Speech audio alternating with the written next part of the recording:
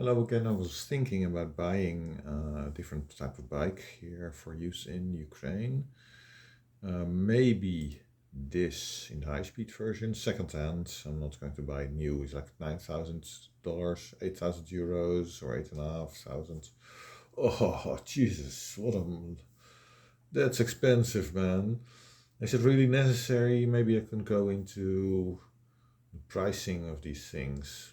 It seems like electric bikes have just exploded in price. They've become better in various respects. For example, the fenders have become double aluminium, yeah, fairly heavy, but really sturdy. And the frames have become much stiffer and stronger, also heavier. Um, Yeah, but really, is the price necessary? So one of the issues is with that is you get a Bosch motor with the one I saw for sale here in Ukraine. Da Vinci and Violo rear hub, so continuously adjustable, almost, not really because of stiction, um, gear. And yeah, what about the electric motor? So I mentioned in one of previous video, no, was it or two previous videos, that there was this issue with the e-bike of a relative, a pedelec. It did not really give enough support. It worked really badly. The first thing, the problem I had was almost all the dealers did not know anything about how to even analyze what is the problem. They did not have the correct software or the correct whatever it is that you need, maybe some connectors or something. I went to one dealer and I asked, can you analyze what's got wrong with this motor? Yeah, we checked, and then yes, we can do that. And then turned out my relative then took over because I went away. Um, I sent it in, or I delivered it at them with them, and then she picked it up later. Turned out they could not analyze it, and they even charged a service fee for everything they did. What was it, like 75 euros or so? Ridiculous. Yeah, we cleaned some connectors here and there. What a load of rubbish. Turns out there was only one who could also install and correctly program a new motor for you, yeah, for connection with the command module that's on the handlebar. These also differ, so this is quite a mess.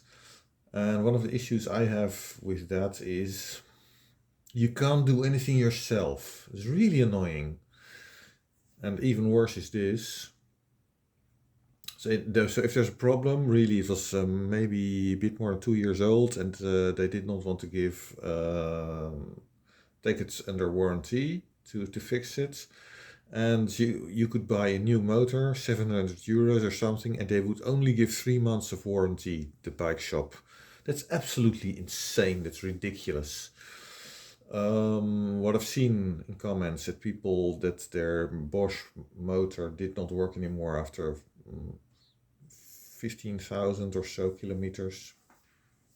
15,000, that's nothing. That's 2 years for me, even on a normal bike. So I was thinking, the options. One, something like this. I saw this for sale second hand. A Bullit, no motor, just yourself. Second option would be this, but you're with some Bosch motor and problems that may occur, and 4,000 euros or at least second hand, even not even new. So this is new, it's like 8,000 or so. That's a lot of money. It was the S pedelec version, so you could go 40 kilometers per hour approximately, but battery is, yeah, not really enough normally for such high speeds to get a good range. So you have a range maybe then of 40, 50 kilometers at that speed. You need to go slower, like 25, 30. Then you can extend the range quite a lot. 25, probably 100 kilometers or so range, but yeah, that's 50 kilometers. I've done that on trips here in Ukraine on the bike to get something on one day. On a Saturday, for example, I went to a place 45 kilometers away. Then went to a seller, bought something, went back. Yeah, and it's a problem with you can't do that with this if you go high speed with the high speed version. Um, is it worth it? Could it be worth it for smaller trips? So we have bad roads here. I'm 10 kilometers from the city Kremenchuk, and some of the roads, some sections are really bad. And I found on the Stevens bike with Pignon, the P118, that actually the front suspension, and it's very interesting, added almost nothing or was even worse in some sections than switching the suspension off. The problem is that it has to do with how much you drop in the suspension, and in particular it's a problem with holes.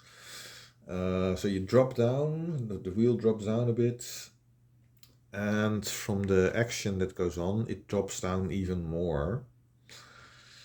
And then you go up again, and it feels worse than if you switch the suspension off. But that should be not a problem with a full suspension bike. This is full suspension, front suspension, rear also, and in the middle you can carry a lot of stuff. Okay, could be cool, but 4,000 euro, is it worth it? There's another option I thought about. I'll show you a bit later, but first go to this. So this guy disassembled a motor. Here you see the PCB, and here is this comment. Wait a minute, what was it? Yeah. Oh, a lot. It's like people can't spell anymore these days. You'd think that they would seal over the PCB. It's Bosch. They could easily make service kits, parts to be available at the bike store, but no way. You will buy a new one at some point. Yeah, you're forced to buy new motors. It's absolutely insane that they don't, and it's really the problem with that motor of my relative was almost certainly just the PCB. If you could get that as a replacement and how to program it or something, problem solved. And if you think then, yeah, you can manipulate it if you can program it yourself. No, you just install a blob, whatever. It would be the same as with many proprietary software that you can install. This guy also mentioned something interesting, which is very similar. It's also similar to what Louis Rossmann and others do with repairing MacBooks. They take apart old MacBooks and use them as donors because you can't get certain parts. Here this guy says. And one key factor that we are very focused on is repairability. So we've been hearing so many stories of users of Shimano motors that when the motor breaks after the 2-year warranty, they have to go to third-party repair centers to get that motor fixed because Shimano will not repair them. And those repair centers. That's absolutely disgraceful that Shimano doesn't repair those. You should be able to get parts. Oh yeah, this is interesting. You have to break down other motors to get the spare parts. Oh dear. That's absolutely disgraceful. So this is a UK company, IntraDrive. There's a new system. From what he says, I like that. I'm not at all fond of Bosch with all the shit that I've seen and how short the lifespan is of these motors and that you can't get parts, etc. And that the dealers are just complete morons who don't know anything. Then why not to just get this and use your legs? But the fun thing about this would be that I would glide over all the shitty roads and at a higher speed. Could be fun over 10 kilometers. For example, to buy a printer, not long ago, I asked a friend with a car to help me. So what could be the option? The third option. First option is this, Bullit.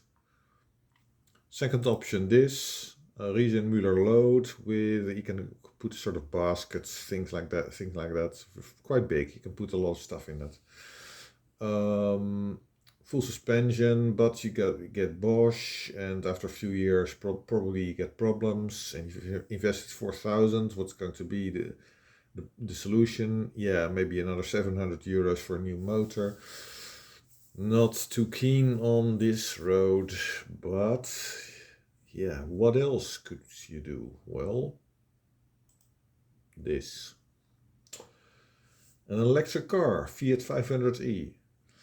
You can buy them for 5,000 to 7,000 euro approximately in Ukraine. You can buy them for the same price in the Netherlands, which seems like a good deal. And charging them costs very little. Someone I know in Lviv sold his petrol car, or was it a diesel? I don't remember exactly. Bought an electric car and said to me every time he goes past a fuel station, he's happy that he doesn't have to pay anything. So it's a lot cheaper electric charging a car than a petrol car. And I've ridden in one of these with a friend of mine who has one, and he says, yeah, 160 kilometers in summer is the range, which is pretty good for most things. You can get, yeah, it's better than what you can get with this. And it's the same price second hand, approximately. Yeah, it's a bit. I think the normally you wouldn't be able to buy the S pedelec version of this for 4,000, but in Ukraine I saw one. Yeah, is it worth it? Maybe this is a better idea. Yeah. Okay, what do you think? I'm tending towards maybe this. Also to just try out the concept. Because, of course, I don't have suspension then. I think you can fit 50 millimeter tires, which would mean I could put them at fairly low pressure and then glide more over the bumps than now with the 45 millimeter tires that I have on the Stevens with Pinion. But yeah, I'll think about it a bit. That's it for now. Bye.